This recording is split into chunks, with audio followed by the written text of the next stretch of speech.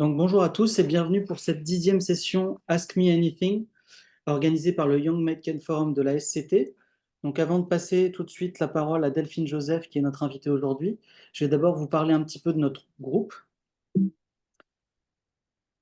Donc notre groupe est composé de 9 jeunes chercheurs en chimie médicinale, à la fois de l'industrie et du domaine académique. Donc moi je m'appelle Sandy Desra et je vais vous parler un peu plus en détail de notre groupe et de nos actions en quelques mots. Donc l'objectif de notre groupe est d'aider les étudiants et les jeunes chimistes à s'informer sur les métiers de la chimie thérapeutique. Et pour cela, nous avons développé plusieurs actions, donc des sessions en ligne comme celle-ci qui s'appelle Ask Me Anything, que vous pouvez retrouver ensuite par la suite sur YouTube, sur notre chaîne de la SCT. Nous développons aussi ce que nous appelons des mappings, où nous allons cartographier les différents masters, les formations en chimie médicinale en France, les laboratoires académiques qui s'intéressent à la chimie thérapeutique, mais également les entreprises euh, qui travaillent sur de la chimie thérapeutique en France. Donc c'est très utile pour les étudiants et les jeunes qui cherchent à trouver des stages ou des emplois dans le domaine de la chimie thérapeutique.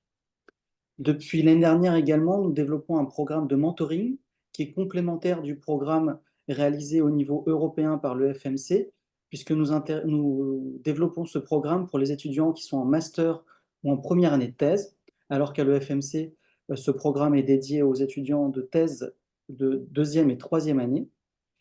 Et depuis cette année, nous développons ce que nous appelons la My Publication at a Glance, où un jeune doctorant parle d'une de ses publications récentes dans le domaine de la chimie thérapeutique en à peu près 5 minutes. Et ces vidéos sont postées également sur notre chaîne YouTube et sur le site de la SCT. Donc vous pouvez nous retrouver sur différents réseaux, donc sur Internet, sur le site de la SCT, sur LinkedIn, sur Twitter et également sur YouTube, comme je vous ai dit. Et n'hésitez pas à nous contacter via notre adresse mail en bas, ymcf@sct-asso.fr. Donc, lors de cette session, merci d'allumer si possible vos caméras lors de vos questions pour que ce soit un peu plus interactif et d'éteindre votre micro lorsque vous ne parlez pas. Et je vous informe que cette session est donc enregistrée pour pouvoir être diffusée ensuite en ligne sur notre chaîne YouTube pour pouvoir réassister à cette session. Donc aujourd'hui, cette session est consacrée à la préparation des concours de maître de conférence. Et c'est donc le professeur Delphine Joseph de l'Université Paris-Saclay qui va vous introduire un peu ce sujet et répondre à toutes vos questions. Et donc, je vais maintenant lui laisser la parole et le partage de l'écran. Merci beaucoup, Sandy. J'espère que vous m'entendez tous bien. Je vais partager mon écran. Hop. Je vais passer en mode plein écran. C'est bon pour vous? Alors, l'idée, c'est que ça se veut un peu interactif, cette discussion. Alors, moi, je vais vous parler un petit peu de la préparation des concours de maître de conférence, essayer de vous donner un petit peu des conseils pour bien préparer vos concours. J'ai beaucoup d'expérience sur les concours de maître de conférence. Alors, d'une part, parce que j'en ai fait pas mal avant de devenir enseignant-chercheur dans le supérieur. La dernière année, quand j'ai été recrutée comme maître de conférence, j'ai passé environ 22 concours cette année-là. Donc, j'ai pas mal d'expérience de ce côté-là. Et de l'autre côté, ben, depuis que je suis maître de conférence puis professeur, eh bien, j'ai été membre d'un certain nombre de comités de sélection. J'ai été également présidente et vice-présidente de ces comités de sélection, donc je peux vous donner des conseils. Alors, la seule problématique, c'est que quand on a été dans beaucoup de comités, c'est qu'on devient un petit peu des spécialistes et que je peux parfois utiliser des mots qui sont très spécifiques et qui ne sont pas forcément compréhensibles de tous. Donc, il ne faut pas hésiter à m'interrompre et à me dire ce que vous ne comprenez pas.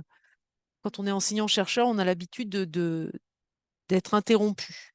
Donc, n'hésitez surtout pas. Donc, je vais vous présenter succinctement mon parcours. Donc, moi, je suis de formation donc, scientifique. Donc, après une licence et une maîtrise de chimie, de chimie moléculaire, vraiment, avec au départ une interface avec la biochimie. J'ai passé mon doctorat donc à l'université de Lorraine. Je me suis intéressée, c'est là vraiment où je suis tombée dans l'interface chimie et biologie. Donc parce que je me suis intéressée donc à la chimie hétérocyclique où j'ai travaillé sur des analogues hétérocycliques de l'ellipticine, donc un produit naturel qui sont des intercalants de l'ADN. Et donc j'ai travaillé dans le cadre d'un projet avec le Cancéropôle de Nancy pour développer de nouveaux anticancéreux.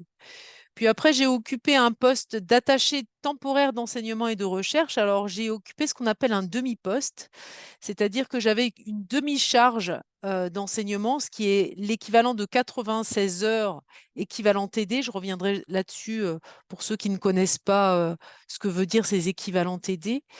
Et donc, j'ai pu faire encore de la recherche et beaucoup de recherche. Et là, j'ai travaillé sur des analogues de la staurosporine, toujours à l'université donc de Lorraine, et toujours sur de la chimie hétérocyclique.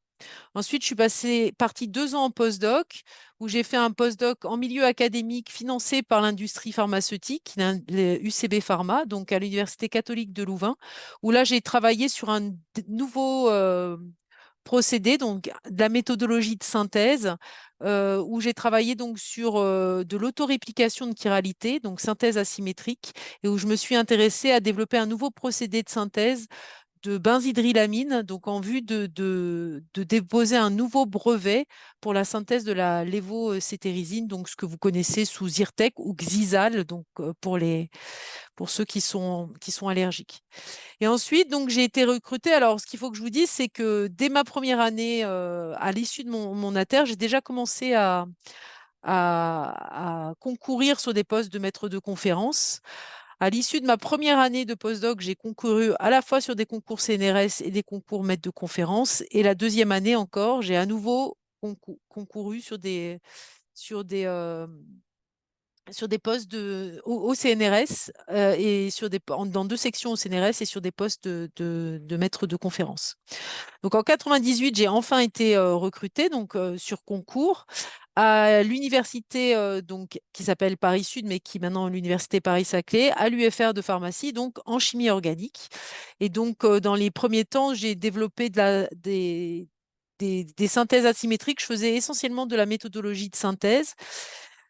Et je me suis plutôt dirigée ensuite sur des projets d'interface, donc de chimie thérapeutique, où j'ai essayé donc d'appliquer cette synthèse asymétrique que je développais à la synthèse de ligands et de ligands de récepteurs nicotiniques, donc pour traiter les addictions. Donc c'est un projet que je continue de développer. Pour pouvoir passer professeur, il faut passer une habilitation à diriger les recherches. Donc, j'ai passé en 2005 à l'Université Paris-Sud. Et à la suite de cet HDR, j'ai tout de suite candidaté donc, sur des concours de professeurs. Et donc, j'ai été recrutée professeur, toujours à l'Université Paris-Sud et à la faculté de pharmacie. Et je suis donc professeur depuis 2007. Et ensuite, donc, j'ai eu des promotions donc, dans le dans cette, dans ce statut de professeur. Donc, et depuis 2017, donc, je suis professeur classe exceptionnelle. Donc, quelles sont mes activités? Quelles sont mes activités au quotidien? Donc, elles se divisent en 3 types d'activités et vous allez voir que c'est important, ces 3 types d'activités dans le métier d'enseignant-chercheur. Donc, bien évidemment, la recherche fondamentale et appliquée, et je m'intéresse à 2 domaines. Donc, je développe toujours des molécules qui ciblent les récepteurs nicotiniques, mais maintenant, je cible plus particulièrement un sous-type de récepteur, qui a une mutation qui est très importante dans son dysfonctionnement et qui est associée à certaines pathologies, donc comme les bronchopneumopathies chroniques obstructives ou encore les addictions. Et j'essaye de développer des modulateurs allostériques.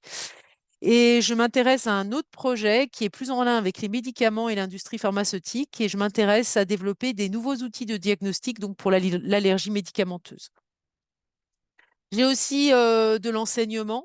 Alors, au départ, quand on commence maître de conférence, on a un certain nombre d'heures à faire qui sont 192 heures équivalent TD. Et donc, chaque heure devant l'étudiant correspond à 1 heure équivalent TD quand on fait des travaux dirigés ou quand on fait des TP, mais quand on fait des cours, en fait, ces heures sont à multiplier par 1,5, c'est-à-dire qu'une heure de cours compte 1,5 fois une heure équivalent travaux dirigés. Donc, depuis que je suis professeur, mes cours sont essentiellement tournés vers des cours magistraux que je fais donc dans ce qu'on appelle en formation commune de base des études de pharmacie, donc deuxième, troisième, quatrième et cinquième année de pharmacie. Je fais énormément de cours au niveau master, donc dans un master de chimie pharmaceutique. Et je fais des travaux dirigés dans ce master et je fais aussi beaucoup de projets de tutorés, donc en quatrième année de pharmacie et en master. Et je fais quelques cours TD de soutien pour les deuxièmes années de pharmacie pour essayer de relever un petit peu leur niveau en chimie organique. Donc, je fais essentiellement des cours. Pourquoi? Parce que j'ai des charges administratives qui sont très lourdes. Et depuis un certain temps maintenant, les charges administratives sont reconnues dans la charge de l'enseignant-chercheur. Et donc, elles peuvent être comptabilisées jusqu'à un certain niveau à la place, on va dire, de l'enseignement devant les étudiants. Donc, ces charges, elles sont reconnues quand ce sont des charges lourdes et qui vont être au service de la formation des étudiants, notamment formation par la recherche ou formation, comme je vous ai dit, initiale de l'étudiant. Donc, cette charge lourde, elles sont liées au fait que je suis directrice d'une des graduate schools donc de l'université Paris-Saclay. Donc, il est à Graduate School Health and Drug Sciences. Et je suis également donc responsable d'un service d'enseignement, donc d'une équipe pédagogique qui est l'équipe en charge des cours de chimie organique. Voilà. Et en plus, j'ai des responsabilités administratives qui sont plus de l'ordre de la recherche, mais cette fois-ci qui vont pas du tout être comptabilisées et rentrer dans une charge supplémentaire et donc ne vont pas venir donc remplacer des heures d'enseignement faire devant l'étudiant. Je suis directrice adjointe d'une grosse UMR de chimie médicinale et responsable d'une équipe qui est l'équipe de chimie des substances naturelles. Donc voilà un petit peu pour mon activité au quotidien. Mais si je suis là, c'est pour vous parler plus du métier d'enseignant-chercheur. Et donc, il y a trois missions pour un enseignant-chercheur. C'est bien évidemment la recherche, donc fondamentale et appliquée. Donc, on va bien évidemment dans vos missions, ce que on va vous demander et ce qu'on va attendre de vous, c'est de développer des thématiques, d'avoir des innovations de rupture dans le domaine, dans votre domaine, donc et dans la thématique que vous allez développer. Bien évidemment, votre quotidien, c'est aussi de financer votre propre recherche et donc de répondre à des appels à projets de financement qui peuvent être de différentes natures, hein, qui peuvent être nationaux comme l'ANR, qui peuvent être internationaux comme des projets européens. En tout cas, vous êtes à l'origine de réponses à des programmes de financement et donc de proposer des projets de recherche et des projets d'innovation. On va aussi vous attendre sur des aspects de rayonnement et ces aspects de rayonnement eh bien, ils vont se traduire par votre production scientifique, donc notamment des publications, mais également des invitations à des séminaires, à des conférences. Et on va aussi vous attendre sur des aspects d'animation de la science, donc des animations scientifiques, c'est-à-dire que vous aussi, vous allez devoir participer ou en tout cas être à l'origine de symposiums, d'organisation de symposiums, et on va regarder un petit peu cette activité-là quand on va regarder votre dossier d'enseignant-chercheur. Une deuxième mission, c'est l'enseignement. Donc, vous avez normalement une charge d'enseignement qui est équivalente à 192 heures d'enseignement équivalent travaux dirigés donc par an. Il faut savoir que de plus en plus dans les universités, notamment pour les jeunes enseignants-chercheurs, il y a des services qui sont réduits. Notamment, par exemple, à l'université Paris-Saclay, pendant 2 ans, vous pouvez faire seulement 150 heures d'enseignement dirigé. Et quand vous obtenez des financements, comme par exemple des ANR jeunes chercheurs ou des gros projets, et vous êtes coordinateur de gros projets, vous pouvez aussi avoir des diminutions d'heures d'enseignement pour justement vous laisser plus de temps à consacrer à votre recherche.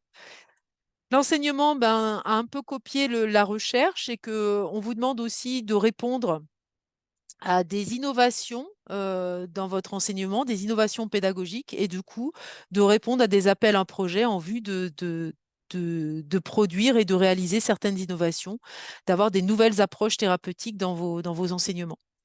Et bien évidemment, l'université, vous avez une mission de responsabilité. Alors, ces responsabilités, elles peuvent être très liées à l'enseignement, par exemple des responsabilités d'unité d'enseignement ou autres, mais vous pouvez aussi avoir des responsabilités beaucoup plus lourdes administratives, donc comme par exemple être responsable d'une formation, d'une licence, d'un master, etc. Vous pouvez avoir des responsabilités scientifiques, un peu comme je vous ai montré, être co-responsable d'une équipe de recherche. Vous pouvez avoir des responsabilités aussi qui sont liées à des fonctions électives ou à des fonctions ou à des missions d'expertise. Vous pouvez participer, par exemple, à des commissions nationales, comme par exemple le comité national du CNRS ou euh, le Conseil national des universités pour les, pour les sections, donc les différentes sections dans lesquelles vous pouvez être attaché. Donc, ce sont des 3 missions et au fur et à mesure de votre carrière, on va toujours regarder l'équilibre de ce dossier-là et vous allez voir que cette dichotomie va aussi vous être demandée quand vous allez déposer des dossiers pour être recruté enseignant-chercheur. Donc, je vous ai mis tout ça, vous pouvez trouver toutes ces informations sur Internet. Mais quand vous candidatez pour être maître de conférence, donc vous allez candidater sur des concours dont je vais vous parler juste après. Et ensuite, là, quand vous allez être recruté, vous allez être recruté dans ce qu'on appelle une classe normale, dans lequel vous allez donc changer d'échelon euh, au fur et à mesure des années. Vous n'avez pas de progression qui va être liée à la nature de votre dossier. Ça va être une promotion qui va être liée simplement à, à votre ancienneté dans votre grade et vous allez comme ça monter les échelons. Alors, vous allez pouvoir rapidement changer de statut et passer professeur grâce, là, cette fois-ci, à votre dossier. Et ça aussi, ça se fera sur concours. Donc, il faut savoir que si vous voulez rester maître de conférence et que vous n'avez pas envie de passer professeur, ce que je ne vous souhaite pas, mais si certains ont envie, eh bien, vous pouvez avoir des classes équivalentes qui sont la hors classe, qui sont équivalentes en termes de salaire, qui sont équivalentes aux classes de professeurs notamment de professeurs 2e classe, et vous avez un échelon exceptionnel dans cette hors classe qui vous permet donc d'avoir des revenus qui sont équivalents à la première classe de professeur. Donc ça, c'est vraiment en fonction de ce que vous voulez faire de votre carrière. Donc, je vous ai mis à peu près le salaire brut. À ce salaire brut, ben, peuvent s'ajouter des primes, notamment ce qu'on appelle la RIPEC, que vous avez peut-être entendu parler. Et donc, vous avez des primes qui sont liées donc et qui vont reconnaître cette fois-ci la qualité de votre dossier sur les 3 aspects, soit les 3 aspects confondus, soit que sur des aspects recherche, soit que sur des aspects enseignement et responsabilité. Donc, vous avez 3 types de primes et vous pouvez prétendre à ces 3 types de prix. Le concours. Alors, le concours, il faut savoir qu'à chaque fois que vous allez passer un concours, que ce soit un concours maître de conférence ou un concours professeur, vous allez toujours devoir passer par une phase de qualification. Donc, cette phase de qualification, elle se fait par section de CNU. Et donc, pour des gens qui s'intéressent à la chimie médicinale, vous pouvez passer par 2 types de sections, soit les sections qui sont plutôt liées à la science fondamentale, qui sont les sections de chimie 31, 32 et 33 du CNU, soit par des sections qui sont plus pharmacie, sciences pharmaceutiques, qui sont les sections 85 et 86. Je vous ai mis ici un lien, je vous encourage vivement à aller sur ce lien parce que vous avez souvent des conseils sur la constitution des dossiers ou en tout cas des conseils sur les critères d'évaluation. Et quand vous allez faire des dossiers de candidature, je vous encourage vivement à répondre ou en tout cas à adopter une trame qui va vous permettre de répondre à la grille d'évaluation ou en tout cas aux critères d'évaluation et de donner au rapporteur et à l'évaluateur un accès facile à ces données. Je vais vous expliquer après pourquoi. Et c'est pour ça que je vous ai mis, mais je vous encourage vivement d'aller regarder. C'est vraiment source d'information et ça vous permet donc de, enfin, d'avoir un dossier qui soit facilement structuré et facilement lisible et visible par votre évaluateur. Alors, tous les renseignements, et je vous ai mis après une copie d'écran, et donc on va regarder. Ces qualifications, en fait, vont se faire via un site qui est le site Galaxy. Et ce site Galaxy aussi, je vous encourage à le consulter bien avant même de candidater parce que vous allez voir, c'est une source incommensurable d'informations, notamment sur les calendriers. Donc, les calendriers de qualification ou calendriers des concours. En termes de documents à fournir, donc des trames, vous pouvez déjà regarder la trame qu'on vous demande. Et donc, vous avez un site de candidature et vous devrez passer par ce site de candidature qui est le site Antares pour la qualification et qui sera le site euh, Ante pour les postes de maître de conférence. Et si vous voulez passer par un poste d'ATER, vous avez encore un autre site qui est le site Alter. En tout cas, à chaque fois, vous avez un site de candidature et donc c'est un site de candidature nationale. Ce que je vous encourage à faire, vous verrez que ce que vous dit l'arrêté sur cette qualification, il vous dit qu'il vous suffit d'être qualifié dans une section pour être qualifié dans toutes les sections. Moi, ce que je vous encourage à faire, c'est que si vous envisagez de postuler sur des postes, des sections 31, 32, 33 ou des sciences fondamentales, c'est à peu près le même dossier de qualification. Donc, n'hésitez pas à demander des qualifications dans toutes les sections. Parce que certains comités de sélection, pour en avoir fait beaucoup, sont sensibles que vous ayez demandé la qualification et que vous ayez été qualifié dans la section dans laquelle vous postulez au poste de maître de conférence. Donc, je vous encourage vivement à faire ces qualifications dans les différentes sections si vous en avez l'opportunité et le temps. Il ne faut pas hésiter, c'est un plus ensuite quand vous allez candidater sur les concours.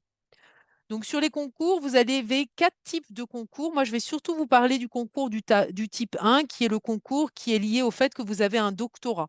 Donc, voilà, tous les gens qui ont un doctorat d'université peuvent candidater à ce concours. Vous verrez qu'ensuite, il y a des concours spécifiques. Si vous êtes issu, par exemple, des écoles normales supérieures, et si vous avez d'autres statuts, si vous avez un doctorat étranger, etc. Voilà, vous avez différents types de concours. Mais moi, celui pour lequel je vais vous parler, c'est le concours de type 1. Alors, les profils de poste, il faut savoir que les concours, ils sont par établissement. Donc, les universités étant autonomes, chaque université va avoir son concours et donc va organiser son propre concours, même si vous allez postuler par une plateforme qui est nationale, vous allez postuler sur une plateforme nationale, mais sur un établissement. Donc, je vous ai mis un exemple ici. Paris-Saclay, c'est celui que je connais mieux. Et donc, si vous postulez sur Paris-Saclay, vous allez euh, postuler sur cette plateforme de candidature et vous verrez que vous allez devoir sélectionner le numéro du poste qui va correspondre donc à l'établissement et au poste sur lequel vous candidatez. Il y a deux types de campagnes. Celle que vous connaissez toutes, c'est celle qui est la campagne synchronisée. Donc, c'est celle qui est gérée par cette plateforme Ante et pour lequel vous allez avoir des périodes de candidature et un calendrier qui est le même pour tout le monde. Mais par contre, il se peut que certaines universités fassent sur certains postes des concours au fil de l'eau. Donc là, ça veut dire qu'il faut se loguer de temps en temps sur les sites des universités ou sur le site Galaxy pour regarder si vous n'avez pas certaines universités qui vont faire des candidatures au fil de l'eau. Et donc là, vous ne connaissez pas du tout le calendrier. C'est un calendrier qui est spécifique et qui est spécifique à ce poste. Alors, bah, je vous ai mis une copie d'écran du site. Donc, comme je vous ai dit, hein, c'est un site qui est très, très riche et il faut vraiment aller prendre le temps de regarder chaque item. Donc, vous voyez, ça, c'est juste une copie d'écran. Je vous ai mis la copie d'écran qui correspond à la qualification. Donc, et vous voyez que c'est une qualification par section. Donc, vous avez un petit thème ici un petit item où vous pouvez choisir soit l'item qualification, soit l'item recrutement. Donc, recrutement, ça sera les postes vos concours maîtres de conférence. Et puis, comme je vous en ai parlé tout à l'heure, vous voyez qu'il y a aussi les avancements de grade. Donc, ça, c'est simplement les avancements d'échelon. Et vous avez vous avez aussi vos primes, ce que je vous disais, vos primes individuelles, donc vos primes REPEC. Donc, c'est vraiment cette plateforme qui va vous permettre de gérer votre carrière et votre recrutement. Donc, vous avez ici un petit item où vous connectez donc à l'appli de qualification et donc vous allez rentrer dans cette appli et là, vous avez un certain nombre de choses à rentrer. Vous avez un certain nombre de choses à compléter directement sur le site et puis vous avez un dossier à télécharger. On va reparler après du dossier. Et vous voyez que le résultat des qualifications donc, sont visibles de tout le monde. Donc, quand vous êtes qualifié, quand vous allez mettre votre numéro de qualification dans votre dossier de candidature, eh ben, vos rapporteurs vont pouvoir vérifier que vous êtes bien qualifié en allant consulter ces listes. Voilà. Et puis, vous avez le calendrier, vous avez vraiment toutes les informations. C'est vraiment un outil qui est vraiment très, très riche dans tout ce dont vous avez besoin pour candidater à un poste de maître de conférence. Après, je vous ai mis aussi un site de candidature. Enfin, je vous ai aussi mis une vue d'écran donc, du site de recrutement. Donc, pareil, vous cliquez sur recrutement, vont apparaître tout un tas d'informations directement en lien avec le recrutement et ensuite un accès à la plateforme de recrutement par cette application ici. Donc, voilà, il est convivial, mais il y a beaucoup d'informations, il faut bien tout lire. C'est vraiment important. Comment se passe le concours de recrutement? Donc, une fois que vous êtes qualifié, donc il va y avoir un comité de sélection qui va être créé par poste, par l'université, et dont la composition suit des orientations nationales qui vont être adaptées par l'université. Donc, je vais vous dire globalement les orientations, mais des règles de parité de genre vont être demandées, de parité aussi d'internes et d'externes. Certains comités de sélection favorisent les externes, demandent plus d'externes que d'internes. Donc, interne à l'université et externe à l'université, hein, quand on parle interne et externe. On va nous demander une mixité, qu'il y ait à la fois des enseignants-chercheurs, mais également des chercheurs. Pour les postes de maître de conférence, il va y avoir aussi une parité de grade. Il va y avoir autant de professeurs que de maîtres de conférence. Donc tout ça, c'est ce qu'on va vous demander et les comités de sélection peuvent être constitués pour un poste de maître de conférence de 16 à 20 membres. Voilà. Et donc, ces comités de sélection, une fois qu'ils sont créés, ils vont avoir une validation. Ils vont être validés par l'université, par le conseil d'administration de l'université. Et du coup, sa composition est publiée. Et donc, vous pouvez voir la composition En tout cas, vous avez le droit de demander la composition de votre comité de sélection. Votre sélection, elle va se faire en deux phases, une phase sur dossier et une phase d'audition. Cette phase sur dossier, comme vous voyez, c'est celle qui va vous donner l'admissibilité à être auditionné. Et donc, c'est une phase qui est très importante. Donc, vous devez à tout prix soigner votre dossier. Je vais revenir là-dessus, mais c'est vraiment important. Donc, il y a une partie qui va être liée donc à votre dossier scientifique, à la qualité de votre dossier scientifique. Et donc, il va être important que vous mettiez vraiment en avant vos qualités. Donc, je vais revenir là-dessus. Et surtout, il va vraiment être important, le comité de sélection va regarder l'adéquation de votre profil avec le profil du poste. Donc, ils vont regarder vos expertises, vos compétences, ce que vous avez fait, votre expérience, et vont regarder si c'est en adéquation avec le profil du poste. Bien évidemment, vous, quand vous allez rédiger votre dossier, eh ben, c'est ce que vous allez devoir mettre en avant. Donc, attention, en fonction du nombre de postes sur lesquels vous allez postuler, il va être important de colorer votre dossier et de ne pas toujours mettre le même dossier, mais il va être important de colorer votre dossier pour vraiment montrer à l'évaluateur, montrer à votre rapporteur que vous êtes en adéquation avec ce profil. Donc, il va falloir faire sortir de votre dossier les choses importantes qui vont montrer que vous matchez avec le profil qui est recherché. Une fois que vous avez été sélectionné sur dossier, vous avez la phase d'audition.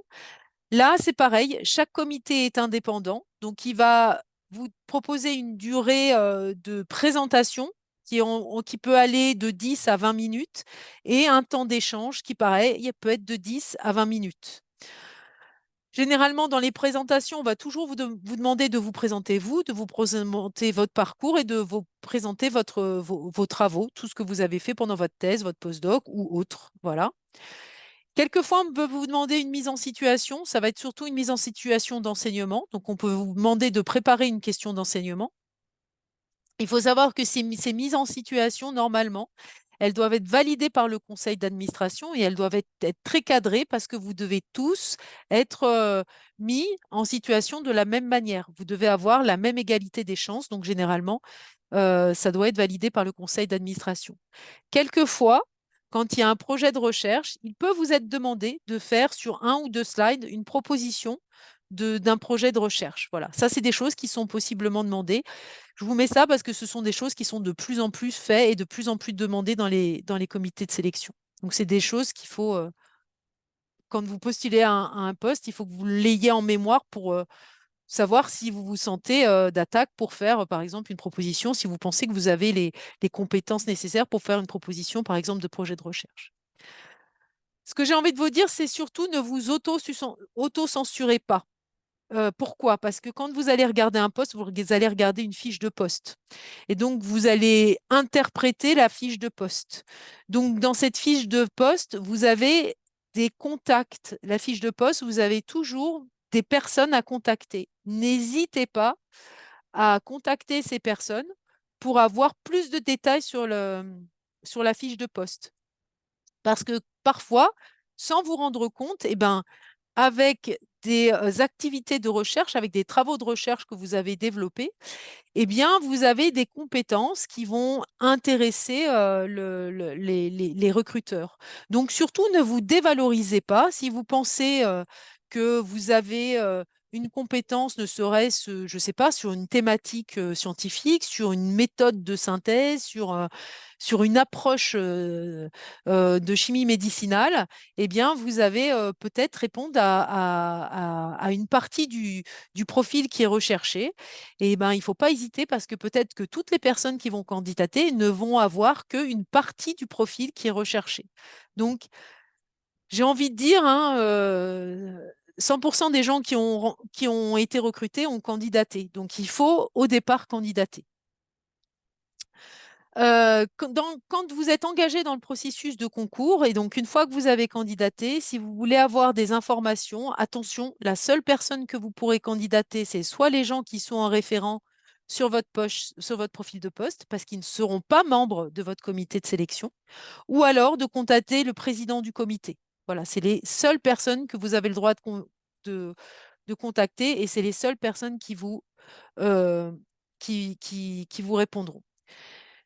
Euh, dans toutes les phases de recrutement ou dans les phases de qualification aussi, l'étude du dossier va conditionner la suite. C'est-à-dire que l'évaluation de votre dossier dans la phase de qualification ou dans la phase d'admissibilité au concours va être importante. Donc, il faut à tout prix que vous soignez ce dossier et que vous mettez en avant vos qualités, vos compétences, vos expertises. Ça commence sur votre CV. Quand vous mettez votre CV, c'est important que vous disiez où vous avez fait votre thèse, quel a été votre superviseur, pareil pour votre postdoc, quelles sont les thématiques. Et n'hésitez pas les petits mots-clés pour dire quelles expertises, quelles compétences vous avez, quelles techniques vous avez utilisées. Tout ça, c'est des choses qui vont être par votre rapporteur, qui vont pouvoir être très vite être mis en relation avec l'adéquation du profil du poste. C'est des petits mots-clés, c'est des petites choses qui sont simples et qui vont vraiment être très faciles pour le rapporteur et de pouvoir dire, attendez, vous avez vu, il a fait ça, et c'est des choses qui vont être recherchées, c'est des choses qui peuvent être importantes pour le profil du poste et qui ne sont pas forcément dans la fiche dont vous allez faire la lecture. Donc voilà, ça c'est si on cherche quelqu'un qui est spécialiste de la chimie peptidique, on ne sait peut-être pas qu'il a utilisé telle technique ou telle autre technique. Et si vous faites apparaître une technique que vous avez utilisée, ben voilà, c'est quelque chose qui peut être mis en avant par votre rapporteur et qui peut parfois vous octroyer donc l'admissibilité à l'audition. Les lettres de recommandation, vous pouvez en mettre, hein, ça peut être un plus, mais souvent elles ne sont pas essentielles et dans certaines phases, elles ne vont pas être forcément lues. Voilà, donc c'est quelque chose qu'il faut savoir. Il vaut mieux mettre les choses importantes dans votre dossier et mettre en avance vos qualités, vos compétences et vos expertises plutôt que ça soit un tiers qui les mette dans une lettre de recommandation qui ne sera pas forcément lue. C'est en ça que je voulais dire que c'est un plus, mais ce n'est pas essentiel. Soyez vraiment très précis et très structuré dans votre dossier. Oui, ça, je ne l'ai pas dit, mais la structure de votre dossier est vraiment importante aussi. Sachez vraiment structurer, hiérarchiser les informations, mais je vais y revenir. Donc, la qualité du dossier, je vous l'ai dit, elle est primordiale. Un moyen de savoir si votre dossier, enfin, de faire en sorte que votre dossier soit de bonne qualité, c'est de vous dire, je me mets à la place de l'évaluateur donc qui fait ça donc en plus de son activité normale. Donc, si c'est un enseignant-chercheur, il a ses 3 missions et en plus, il a une mission donc au sein de ce comité de sélection qui est de vous évaluer. Et il va avoir plusieurs, parfois 10, 15 dossiers à évaluer, à analyser. Donc, il va faire un travail assez méthodique. Et donc, il faut que ce travail méthodique, vous l'aidiez en hiérarchisant et en structurant les informations. Évitez le liminaire par date. Essayez de structurer. Par exemple, vous listez vos publications, mais très vite, vous pouvez faire un petit encart en disant tant de publications de méthodologie, tant de publications de, de Medchem, tant de publications de chemical biology. Voilà, mettez des petits résumés qui permettent au rapporteur de tout de suite voir les informations essentielles. Formulez aussi précisément votre part de travail ou le rôle, notamment si vous avez fait des communications orales, mettez si c'est vous qui avez fait des communications orales. Si c'est des communications par affiche, si c'est des posters, mettez si c'est vous qui avez fait ou si vous avez participé aux posters. Voilà, n'hésitez pas à mettre vraiment votre rôle. Donnez des informations complètes donc sur votre thèse, donc l'année, le titre, le lieu, le directeur, les compétences. Donc ce que je vous y disais, n'hésitez pas à mettre quelques mots-clés. Introduisez ou ponctuez des items de votre dossier par des résumés de données qui sont très faciles à lire. Il manque un E là, des résumés de données qui sont très faciles à lire par le rapporteur. Donc, et n'hésitez pas donc à colorer votre dossier et à faire ressortir des compétences et des qualités qui pourraient montrer une adéquation de votre parcours, de vos travaux avec le profil du poste. L'enseignement, attention, c'est pas que de l'enseignement devant l'étudiant, devant quelque chose de formalisé, avec un 1/6 d'enseignement, avec un ATER. Non, ne négligez pas l'encadrement. Si vous avez encadré des stagiaires, c'est une forme d'enseignement. Donc, mettez-les bien en avant. Si vous avez fait des articles de vulgarisation, ça peut être aussi considéré aussi comme un format d'enseignement. Voilà, n'hésitez pas à mettre tout format euh, dans, dans, dans une mission d'enseignement. Si vous avez fait des cours particuliers, si vous avez fait de l'aide, si vous avez fait du tutorat, si vous savez plein de choses, n'hésitez pas à le mentionner dans des aspects enseignement. À l'audition, respectez bien le temps qui vous est imparti. C'est vraiment important sur la partie présentation de vos titres et travaux. Quand sur la partie questions, je vous encourage à ne jamais refuser de répondre à une question. Vous pouvez être très honnête en disant que vous ne connaissez pas la réponse, mais que vous pensez, voilà, vous pouvez être très honnête, mais ne refusez jamais de répondre. Ne dites pas je ne veux pas répondre. Enfin, dites que vous ne connaissez pas la réponse, mais que vous pouvez essayer de trouver une réponse à cette question. Vous pouvez essayer de formuler une réponse en disant que vous n'êtes pas sûr. Il y a pas de problème. Mais ne refusez pas. Par expérience, c'est souvent mal pris. Voilà. Montrez vos qualités pédagogiques lors de la réponse aux questions. Faites des réponses courtes, structurées. Voilà, c'est un plus. Ça peut montrer que même si vous n'avez pas fait beaucoup d'enseignement, ben vous avez des qualités pédagogiques et vous ferez un bon enseignant. Et voilà, c'est tout ce que j'avais à vous dire. Et donc, je vais vous laisser. Je vous avais juste mis un exemple en backup. C'est juste pour vous dire, c'est ce type de calendrier que vous pouvez trouver sur Galaxy où vous avez vraiment toutes les informations sur l'ouverture des plateformes et tout le processus qui est suivi quand vous candidatez. Ici, c'est aux qualifications. Mais vous avez la même chose pour les concours qui sont synchronisés par les applications. Donc voilà. Donc maintenant, je vous laisse me poser des questions. N'hésitez pas, tout type de questions. Quand je pourrai, j'essayerai d'y répondre. Merci Delphine donc ce travail assez détaillé qui va déjà répondre à beaucoup de questions, je pense, d'entre vous. Donc si vous avez des questions complémentaires, n'hésitez pas. On est là pour ça. Delphine est là pour ça. Ouais, faut pas hésiter, hein. Marine, Oui, peut-être je il y a commencer. Marine déjà, pardon. Bonjour. Oui, Non, il y a Marine. Ah, Attends, il pardon, y a j'ai pas Marine. vu. bonjour, pardon. Oui, Alors, vous avez dit que vous avez présenté 22 concours en tout. Ouais, la dernière année, ouais. Est-ce que, en fait, est-ce que ça fait pas un peu l'impression que vous tirez une balle vous-même dans le pied? Est-ce que plus vous vous tentez, ça fait un peu trop, je m'accroche pour essayer d'avoir une place de maître de conférence? Ou est-ce que c'est bien vu? Est-ce qu'il y a une limite?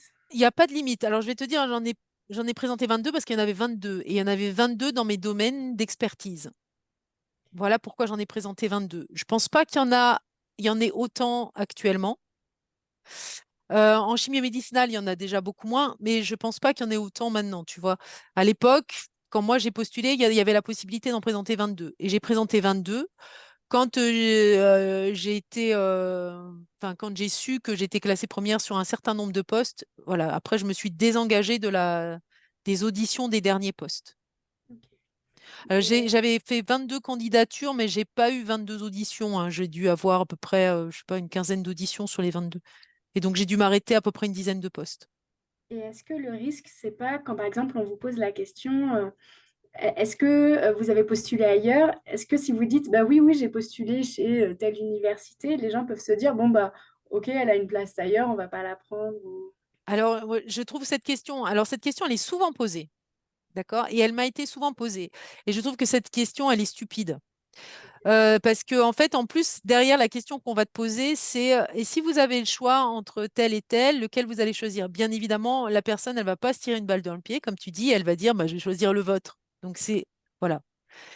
Et en fait, on se rend compte hein, que de toute manière, c'est pratiquement toujours les mêmes candidats qui circulent sur les postes, en tout cas sur les mêmes thématiques. Si on est en medchem, bah, on va toujours retrouver les mêmes profils.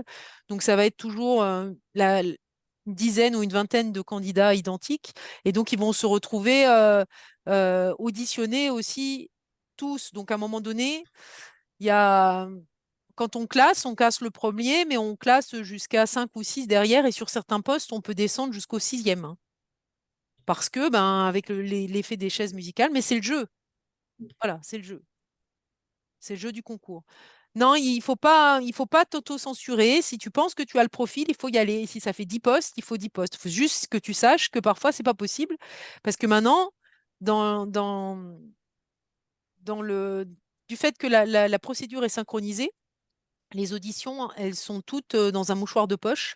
Et donc, parfois, tu peux avoir deux auditions le même jour. Ça, c'est un peu embêtant. Alors maintenant, tu as la possibilité de demander des auditions en visioconférence. Merci beaucoup. Mais il ne faut pas s'auto-censurer parce que t'imagines, si tu as une possibilité sur un poste que t'as pas, où tu n'as pas postulé, tu t'en voudras toute ta vie, hein. Et d'une année sur l'autre, pareil, quand vous n'avez pas été prise la première année, ils ne se sont pas dit, bah, l'année dernière, elle a été mauvaise, elle se représente, on la met déjà en bas du listing et puis on va voir si elle fait quelque chose d'à peu près bien. Non, non. Alors, non, c'est pas des choses qui se disent. On va te dire qu'on va pas regarder si c'est pas des gens qui ont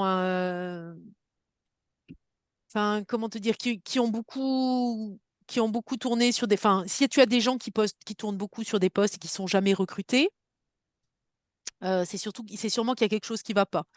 Donc, soit il y a quelque chose qui va pas dans leur dossier, la façon dont ils présentent leur dossier. Et donc, du coup, bah, ils ne passent jamais le stade de l'admissibilité, donc ils vont pouvoir continuer comme ça. Et c'est souvent des gens comme ça, c'est souvent des gens qui ne sont pas conseillés. Donc vous, quand vous êtes dans des labos, n'hésitez pas, vous avez des enseignants-chercheurs ou des chercheurs autour de vous, n'hésitez pas à faire relire votre dossier et dire à la personne, peux-tu me dire si mon dossier, il est visible, lisible, on voit les informations, il est clair, voilà. Donc il y a soit un problème lié au dossier, soit il y a un problème aussi lié à la personne. Voilà, je dis toujours, hein, le monde de la chimie, c'est un petit monde. Donc tous les gens se connaissent. Et donc, si c'est quelqu'un qui a eu des soucis sur ces lieux, sur les différents endroits où il est allé, ben voilà, on a du mal peut-être après à le recruter. Mais des gens qui, il va pas y avoir un jugement de valeur sur le fait que tu as postulé plusieurs années ou que tu as postulé au CNRS et en tant que maître de conférence. Ça, on regarde pas. Ou si on regarde, on va dire, OK, vous étiez classé combien? Ah, vous étiez classé deuxième. Ah ben, c'est une bonne candidature. Voilà. Ok, merci beaucoup. Gwenaël? Ouais. Oui, Et- bonjour, merci pour la présentation. Je me demandais si la question sur faire une présentation sur une question pédagogique, c'était connu au préalable ou c'est quelque chose qu'on improvise sur le moment? Alors, il y a deux formats. Soit c'est ce qu'on appelle une mise en situation. Et là, la question, elle doit être connue. Et elle doit être connue de tout. C'est pour ça qu'elle passe au conseil d'administration de l'université. Elle est validée. Donc, tout est cadré. La durée, la question et ce qu'on attend de vous.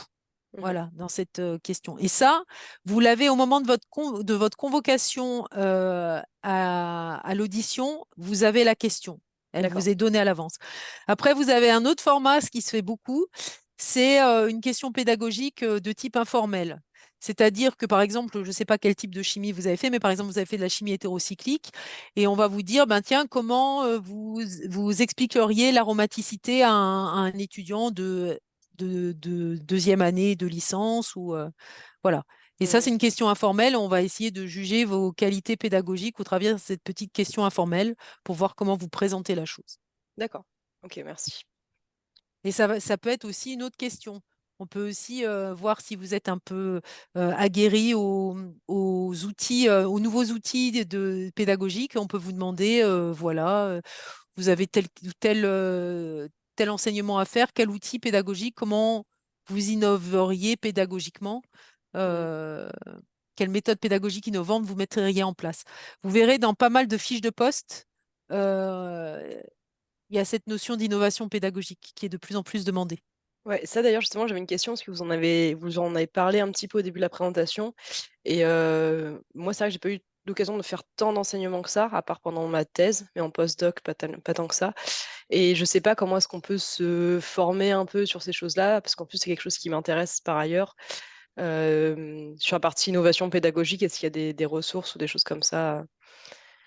Alors, je pense que tu as des ressources parce que maintenant, il y a de plus en plus de divisions d'innovation pédagogique dans toutes les universités. Donc, souvent, tu as la possibilité de regarder sur les universités Mhm. ce qu'ils proposent. Tu peux avoir quelques MOOC, voilà, quelques transformations pédagogiques qui sont présentées. Donc, tu peux regarder ces petites choses-là. Euh, ensuite, les différents outils, comment te dire, je sais pas si c'est présenté. Ça, je sais pas si c'est présenté sur ces outils-là. Mais bon, moi, j'ai pas trop d'inquiétude pour votre génération. Vous êtes bien branchés outils, ouais, vous êtes bien branchés outils et vous êtes bien connectés. Donc, à mon avis, voilà, vous avez des applis par smartphone, vous avez plein de choses. Vous connaissez bien votre génération, donc vous savez bien répondre à votre génération. Et Mhm. ça, c'est un plus, ça, c'est quelque chose que vous pouvez vraiment mettre en avant. D'accord. Parce que le cours magistral d'une heure, ça marche plus, hein. Non. Ouais, voilà. Mhm. Il y a quelqu'un qui met FunMOOC. Ah, d'accord, merci beaucoup. Mhm. Vous avez pas mal de choses comme ça, effectivement. Ok, merci. Louis? Oui. Bonjour, merci pour votre présentation. Vous avez parlé des types de concours. Donc déjà, est-ce qu'il y a un critère de nationalité? Alors, Est-ce qu'il faut être français pour avoir un poste ou... bonne question. Je ne pense pas qu'il y a un critère de nationalité pour avoir un poste. À partir, c'est le D'accord. doctorat et c'est l'endroit où tu as fait ton doctorat qui compte. D'accord. Oui, parce que je suis un thèse en France, mais je suis pas encore français, donc c'est pour ça que je demande. Mais je pense qu'il n'y a D'accord. pas, il y a pas de critère. Non, mais je suis sûre, en plus, je sais pas, même pas pourquoi je réfléchis, il n'y a aucun critère de nationalité. Bah oui, D'accord. parce qu'en fait, on essaye de faire venir. En fait, il y a des. Alors, il n'y a aucun critère de nationalité. Il y a juste le fait si tu as fait une thèse en France ou pas. Parce que avec Hmm. ce système de qualification, si tu n'as pas été dans le système français, parfois, tu ne peux ne pas savoir qu'il faut passer par la qualification. Et donc, tu peux concourir en ayant échappé, enfin, sans savoir qu'il aurait fallu d'abord passer par cette phase de qualification. Et donc, il y a des équivalences de qualification qui sont données pour effectivement des gens D'accord. qui ont des diplômes étrangers. Mais c'est lié juste au fait que comme ils ne sont pas dans le circuit et dans le système français, ils ne sont pas forcément informés du système français. Donc, on D'accord. Justement, met, par comme rapport on... à la... Oui. Vas-y. Non, non, j'allais juste changer de... Par rapport à la qualification, j'avais d'autres questions, donc je comprends pas tout à fait ce que c'est. C'est, on passe nos dossiers, en fait, c'est Alors, un petit mini concours, on regarde nos c'est que dossiers, sur on dossier. nous dit C'est une analyse ça. que sur dossier, voilà. Et en fait, quand tu vas aller sur c'est les sections nationales. Donc, en fait, tu as une évaluation nationale pour qu'on essaye, même si les concours sont locaux, on essaye de donner une qualification nationale, c'est d'avoir un niveau minimal Hmm. à tous les candidats qui vont prétendre à un concours qui, du coup, est plutôt local, à un concours dans une université. Et donc, en fonction des sections, les critères ne sont pas les mêmes. Donc, ça va être un nombre de publications, ça va être si tu as fait de l'enseignement ou pas. Voilà, donc il faut vraiment regarder les sections. Mais logiquement, si tu as été qualifié dans une section, par exemple une section de chimie, tu as la possibilité d'aller, si par exemple tu es qualifié en 32e section, normalement tu peux postuler en 31, en 33, en 85 et en 86. Voilà.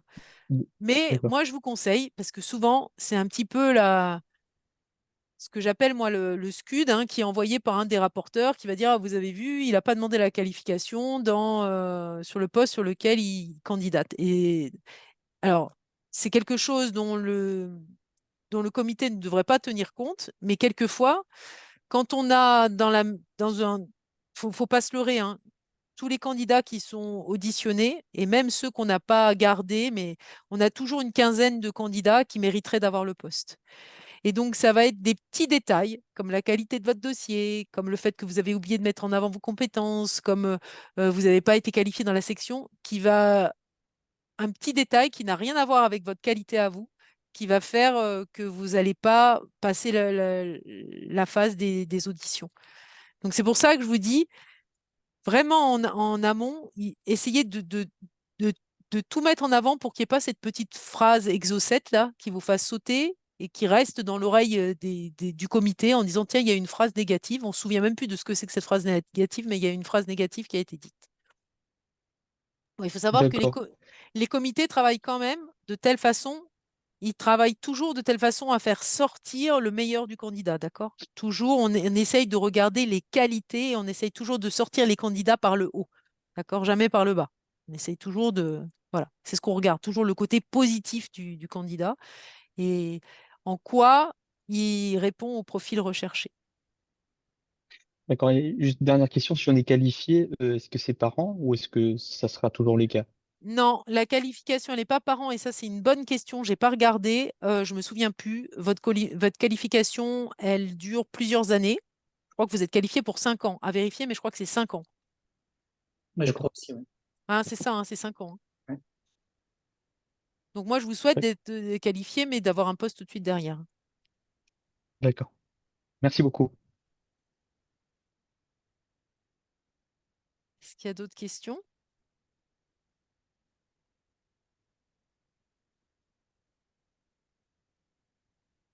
D'autres questions? Oui, j'avais peut-être une question. Vous le conseillez de commencer au plus tôt à candidater directement après la thèse, même si on n'a pas encore fait des post-docs ou ce genre de choses? Alors moi, j'ai fait ça, mais enfin, on a peu de choses, on a peu de chance, hein, très honnêtement. C'est surtout des dossiers avec, ouais, avec postdoc, hein, qu'on voit. Voilà. On peut toujours. Alors, je vais formuler ma réponse différemment. Vous pouvez toujours candidater si vous êtes sélectionné à une audition parce que votre profil plaît bien, etc. Moi, je trouve que c'est une bonne expérience. Et ça vous permet, non, mais ça vous permet de vous challenger déjà et voir ce que c'est, cet entretien, comment répondre aux questions. C'est presque une mise en situation et de voir un peu comment vous réagissez par rapport à tout ça. Et pour mieux revenir l'année d'après avec un dossier plus consolidé et en plus, on verra une évolution du dossier, ça peut être intéressant. D'accord. Voilà, Et, donc je ne serai pas totalement négative. d'accord. Et on peut demander en direct des retours ou c'est plutôt après ou on les donne automatiquement? Alors, vous verrez, non, vous pouvez demander des retours. Vous verrez qu'on va vous dire après que le conseil d'administration soit passé. Donc, c'est pas grave, vous attendez, mais c'est bien d'avoir un retour. C'est très bien d'avoir un retour sur la qualité de votre prestation orale, sur la qualité de vos réponses aux questions, voilà, sur la qualité de votre dossier. Est-ce qu'il est bien rédigé? Est-ce que les informations sont faciles à trouver? Voilà, c'est bien d'avoir un retour, Merci. ne serait-ce que pour vous. Julie? Oui, bonjour. J'avais une question par rapport aux projets de recherche qui sont souvent demandés. Oui, il peut être demandé. Dans quelle mesure il faut faire un projet ultra complet, ultra construit? Parce qu'on a souvent 1 minute et demie pour présenter. Donc, à quel niveau de détail il faut aller pour le projet? Alors, en fait, vous allez voir ce qui va vous être demandé. Et souvent, une fois que vous allez être admissible à l'oral, l'équipe qui recrute va vous faire venir. Et elle va discuter avec vous, elle va vous présenter le projet de recherche, et c'est pas forcément un projet très construit parce que c'est quelque chose que vous découvrez. Souvent, vous avez une semaine pour. Et ce qu'on va surtout regarder, c'est plutôt les propositions et l'input que vous allez apporter au projet. Donc, eux, ils vont vous mettre une question, enfin, une question fondamentale à développer. Je ne sais pas, l'interaction de telle protéine avec telle protéine, comment vous voyez. Et vous allez pour faire des propositions. Et c'est ça qu'on va vous demander. Donc, ce n'est pas un projet détaillé, mais on va quand même vous demander, on va vous demander soit une approche technique, ouais, soit une approche technique, soit un défi. Un défi que vous allez relever, un challenge scientifique que vous allez relever. Ok, merci. Et votre input, qu'est-ce que vous, dans votre parcours, quel type de chimie vous avez fait, quel type de technologie que vous avez développé, que vous pouvez transposer au projet. Ça va les intéresser. Souvent, quand on essaye de recruter dans une équipe, on essaye de recruter une compétence qu'on n'a pas, parce qu'elle va apporter quelque chose sur les thématiques, elle va apporter quelque chose dans une équipe. Donc, c'est ça qu'on va essayer de regarder, hein, Donc, c'est ça qui est bien aussi quand vous allez rencontrer l'équipe, c'est d'essayer de bien voir quelles sont les compétences qui sont présentes dans l'équipe pour voir ce que vous allez pouvoir apporter et ce que vous allez pouvoir mettre dans votre projet de recherche pour pouvoir justement mettre en valeur cette expertise que vous avez. Ok, Mais les niveaux de détail, oui, c'est pas un projet ANR qu'on va vous demander. C'est 1 ou 2 slides, poser le problème et comment vous y répondez. Et par quelle méthode ou quelle technique.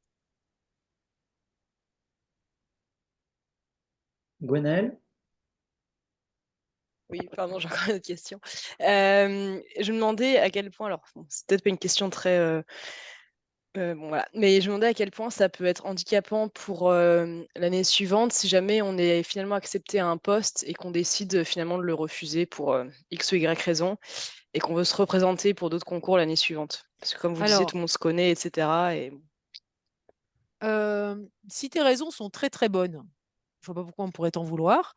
Au contraire, parce qu'on va trouver que c'est très risqué de faire ça, hein. Tu as un poste, tu le refuses et tu te recandidates l'année d'après. Donc, je suis pas sûre qu'on puisse t'en vouloir pour ça.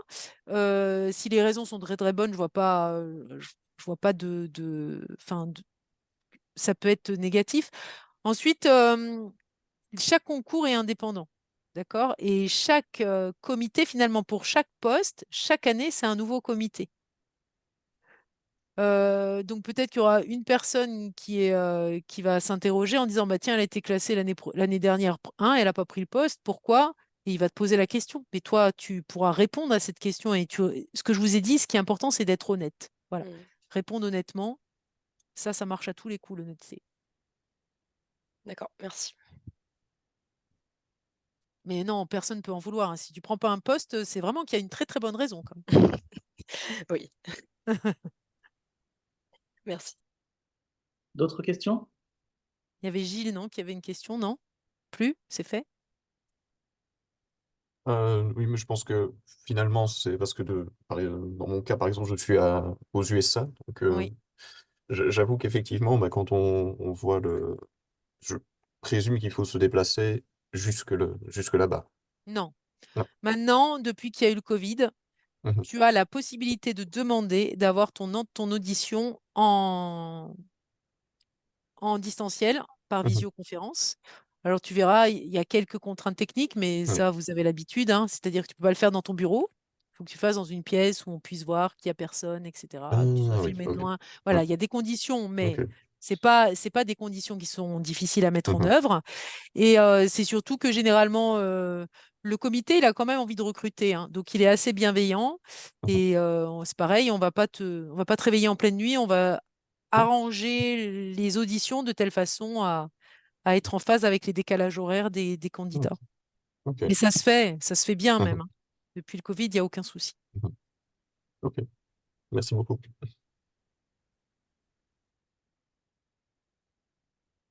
Quelques précisions, peut-être Delphine, combien de temps entre la convocation et les auditions et combien de personnes sont auditionnées en général?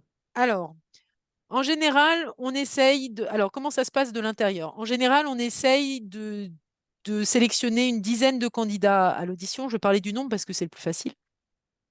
Une dizaine de candidats. Alors pourquoi? On pourrait en prendre 20, hein, je vous ai dit, il y en a sûrement 20 qui sont auditionnables. Le problème, c'est qu'il n'y a qu'un poste. Donc, faire déplacer des gens alors qu'il n'y a qu'un poste, donc ça veut dire une chance sur 20, c'est pas, voilà, c'est pas correct. Donc, on essaye de se limiter à 10. Quelquefois, c'est plus. C'est quand sur des dossiers, le comité n'a pas un consensus, eh ben, on laisse la chance au candidat. On essaye toujours de faire ça, de laisser la chance à l'audition au candidat parce que le comité est partagé sur l'analyse du dossier. Donc ça, c'est la première chose. Donc une dizaine de candidats sur les dates.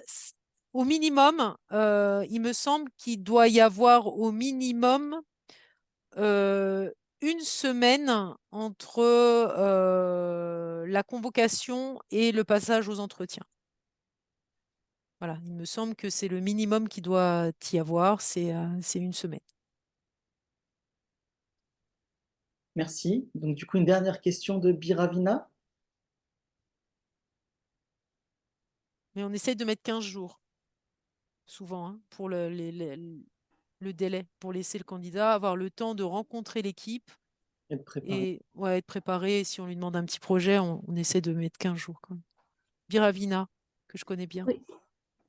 J'avais juste une question, je voulais savoir si on fait plusieurs postdocs enfin, en chimie, mais du coup dans différents domaines pour tâter un peu le terrain, voir ce qui nous plaît vraiment, est-ce que ça serait pas mal vu derrière quand on postule, comme si en fait on savait pas exactement dans quel domaine on voulait vraiment se focaliser?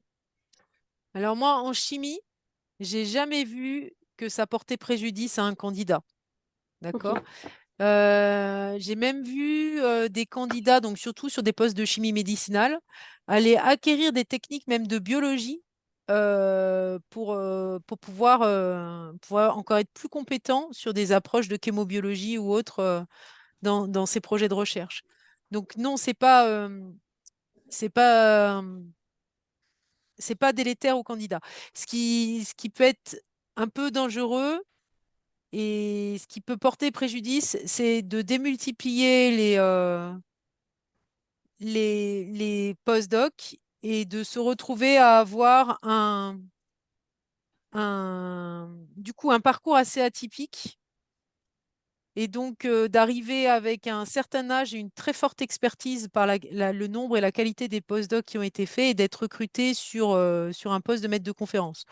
Souvent, les comités ont un peu de réticence, mais c'est pas du tout par malveillance, c'est plutôt par bienveillance. Parce qu'on a très peur que quelqu'un qui a fait plein de post-doc, qui a une grande expertise, qui arrive jeune maître de conférence, eh ben, ils sont un peu désabusés par le statut de maître de conférence par rapport aux activités qu'il avait avant. Donc voilà, c'est D'accord. plutôt d'avoir peur de le mettre dans une situation, finalement de le mettre dans un métier dans lequel il ne se reconnaît pas. Ok. Et donc, du coup, il y a peut-être, c'est peut-être des candidats qui doivent passer par d'autres types de concours, peut-être les chers professeurs juniors ou voilà, d'autres choses qui sont actuellement mises en place que par un concours classique d'enseignants-chercheurs. D'accord. C'est plus ça qu'il faut regarder, c'est plutôt le nombre et après combien de postdocs tu arrives sur les concours de recrutement. D'accord, ok. Comme je disais tout à l'heure, hein, soit vous décidez de postuler tout de suite en vous disant j'ai peu de chance, c'est juste pour voir comment ça se passe, d'accord, tout de suite après votre thèse, soit, mais dès la première année de postdoc, vous pouvez commencer à candidater. D'accord. Voilà. Moi, je vous encourage à candidater le plus tôt possible et le plus vite possible, même si vous avez peu de chance parce que vous allez être jugé par des gens, vous allez être mis en confrontation avec des gens qui ont plus d'expérience. C'est pas grave pour vous, c'est une bonne expérience. C'est un premier contact. Vous vous faites connaître, ça vous permet de faire connaître votre dossier, de montrer l'année d'après qu'il a évolué, que vous aussi, vous avez évolué dans votre présentation. Ça peut être des plus. D'accord. Ok. Merci. Une dernière question, Maël? Ouais, pourquoi pas. Vous avez souligné le fait que c'était un monde qui était assez petit où tout le monde se connaissait et je voulais savoir quelle était la parité du networking dans le recrutement en fonction des personnes qui nous connaissent ou que nous connaissons et à quel Alors, point. ça, c'est très réglementé. C'est vrai que j'en ai pas parlé, mais je voulais en parler, mais j'ai oublié. Donc, c'est bien de me le rappeler. Alors, en fait, il y a des règles et là qui sont orientées par le Conseil d'État. Donc, parce que ça peut faire invalider une campagne de recrutement. Donc, dès que vous êtes, alors, dès qu'on a des candidats, simplement par les dossiers, on élimine du comité dès la première session, c'est-à-dire dès l'analyse des dossiers, les gens qui sont en très forte interaction avec un des candidats. Donc, si par exemple, tu postules sur un poste dans lequel il y a ton directeur de thèse sera éjecté de... Et des fois, il ne sera pas éjecté seul parce qu'il faut qu'on conserve quand même les règles de parité. Et donc, si par exemple il était externe, comme il faut qu'on respecte la règle de parité, on retirera un membre interne pour conserver la parité externe interne. Et ensuite, quand il y a des interactions qui sont par des copublications ou des choses comme ça, c'est pareil. À l'audition, toutes ces règles hein, d'interaction avec le candidat, elles sont bien codifiées. Et donc, on va réorganiser le comité de sélection avec en fonction des candidats. Et on élimine, à chaque fois qu'il y a eu une interaction, on élimine le membre du comité. Donc, normalement, tout le monde est jugé de la même manière. Ok. Merci pour les précisions. C'est très, très transparent, hein, tout ça. Hmm, Vu que le monde est petit et que tout le monde se connaît et que tout le monde est copain. Ouais, enfin, je le verrai pas comme ça, mais Bah, c'est comme ça qu'on me l'a décrit et c'est pour ça que ouais, je retournais sur la question. ouais, Mais mais oui, pas forcément. Enfin, je verrais pas ça comme ça parce que en fait, je vous l'ai dit tout à l'heure, hein, les comités de sélection, il y a des règles de diversité en termes de sections de recrutement, de disciplines. Donc, les, euh, les comités sont très, très, très diversifiés en fait, en termes d'origine des personnes, de qualité des personnes. Et c'est lié à ça parce que à chaque fois que tu vas avoir un problème d'interaction avec un membre, et que donc, si par exemple, je ne sais pas, tu as fait de la chimie peptidique et que c'est un poste en chimie peptidique et qu'on met tous les experts français de la chimie peptidique, t'imagines bien que tu as sûrement été, pour peu que tu sois dans le groupe français de la chimie des peptides, tu les connais tous, ou tu as été beaucoup en interaction avec eux, il n'y a plus personne dans ton comité. Donc, pour éviter qu'il n'y ait plus personne dans le comité, il y a une grande diversité en termes de discipline, en termes de section de CNU, de section du CNRS ou autre, hein, ou INSERM, des gens qui sont présents dans le comité. Donc, les petits arrangements entre amis, c'est plus trop possible quand même. Ok, merci beaucoup pour l'information. Ça marche. Merci à tous. Donc, on va s'arrêter là. On va remercier beaucoup Delphine Joseph pour cette présentation et pour avoir répondu à toutes vos questions. Et puis, n'hésitez pas à nous suivre donc, sur le site de la SCT, du groupe YMCF. Et à la prochaine session AMA. Merci à tous. Merci Sandy. Au revoir. Merci à tous. Et puis, toutes mes vœux et toutes mes chances de succès, hein, vos prochains concours. Belle carrière à tous. Merci.